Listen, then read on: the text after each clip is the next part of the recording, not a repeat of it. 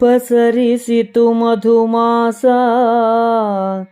ತಾವರೆಯ ಸಳದೋಣಿಯ ಮೇಲೆ.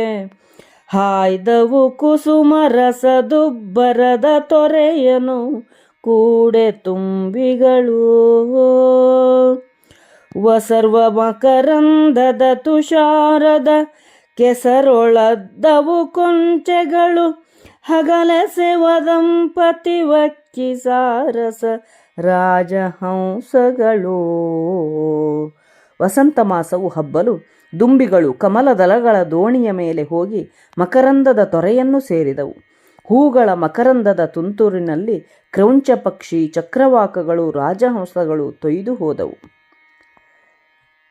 ಜಗವ ಹೊರೆದುದು ಬಹಳ ಪರಿಮಳದ್ವಗುಮಿಗೆಯ ತಂಗಾಳಿವನ ವೀಧಿಗಳ ವಲಯವ ಹೊಕ್ಕು ಮರಳಿದುದಿಲ್ಲ ವಿರಹಿಗಳು.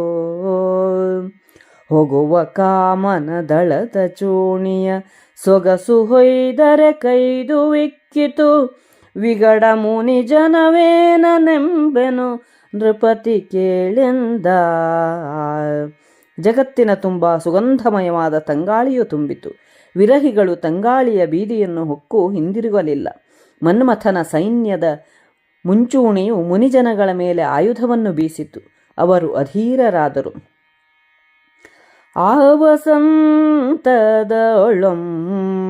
ಮಾತ್ರಿ ದೇವಿ ವನದೊಳಗಾಡುತ್ತಿದ್ದಳು.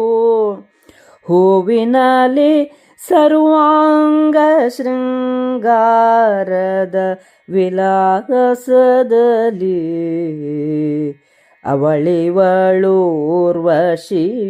ರಂಭೆಯೋ ದೇವವಧುಗಳ ಸುಳಿವೋ ತಾನೆನಲಾವ ಚೆಲುವಿಕೆ ಶಿವ ಶಿವ ಎಂದರಸ ಬೆರಗಾದ.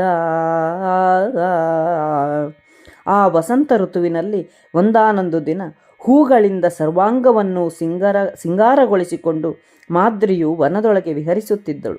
ಅವಳನ್ನು ನೋಡಿದ ಪಾಂಡುವು ಶಿವಶಿವ ಇದೆಂತಹ ಚೆಲುವು, ಇವಳಾರು, ಊರ್ವಶಿಯೋ ರಂಭೆಯೋ ಇನ್ನಾವ ದೇವಾಂಗನೆಯೋ ಎಂದು ಬೆರಗಾದನು.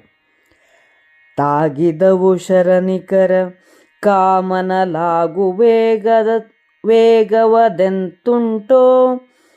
ತೆಗೆ ಹೂಗಣೆಗಳೈದಲ್ಲ ರೋಮಗಳೆಂಟು ಕೋಟಿಯಲಿ.